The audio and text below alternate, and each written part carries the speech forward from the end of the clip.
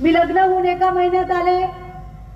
मी एका महिन्यात काही सांगायला गेले तर माझे वडील मला म्हणायचे की तुला एक मूल होऊ दे, तुला एक मूल झाल्याच्या नंतर हा माणूस सुधरेल.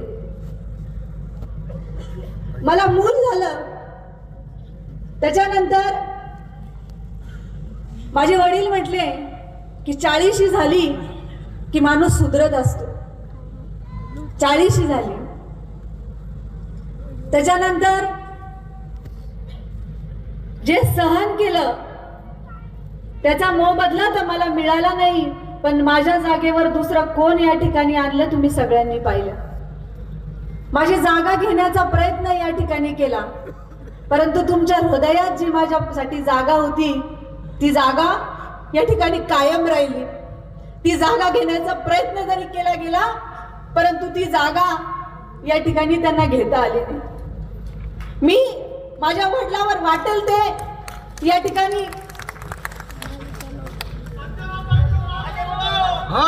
माझ्या वडिलांवर वाटेल ते आरोप झाले, परंतु आम्ही सहन केले. का सहन केले? की एका लेकीच्या बापाने ते सहन करायचे असता म्हणून सहन केले. एका मुलाचा बाप जरा असता तर तो या ठिकाणी रस्त्यावर उतरला असता, परंतु एका मुलीचा बाप आहे आणि एका मुलीचा बाप त्या ठिकाणी याच्यामुळे शांत बसला की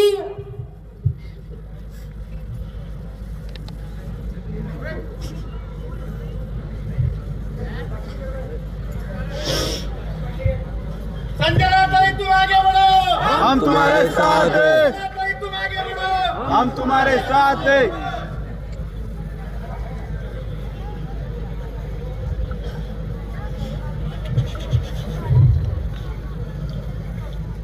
एका मुलीचा बाप त्या ठिकाणी याच्यासाठी शांत बसला की आपली मुलगी तिथून लांबतीये आणि प्रत्येक आई वडील आपल्यावर एकच संस्कार देतात. माझ्या आईने मला जेव्हा सांगितलं की आज तू माझ्या घरातनं जातीये तर तू जेव्हा परत येशील तेव्हा तुझी तिरडी झाली पाहिजे, तू एकटी नाही आली पाहिजे. आणि त्याच्याप्रमाणे मी हा संसार या ठिकाणी केला आणि ते केल्याने मला या ठिकाणी काय मिळालं हे तुम्हाला सगळ्यांना आज माहिती आहे. मी आतापर्यंत कधीच रडले नाही.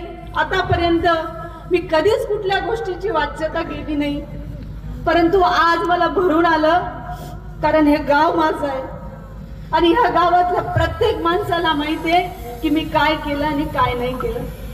आणि आज तुम्ही माझ्याबद्दल एवढी घाणेरडी भाषा वापरताय, आज तुम्ही माझ्याबद्दल एवढं घाणेरडं बोलताय.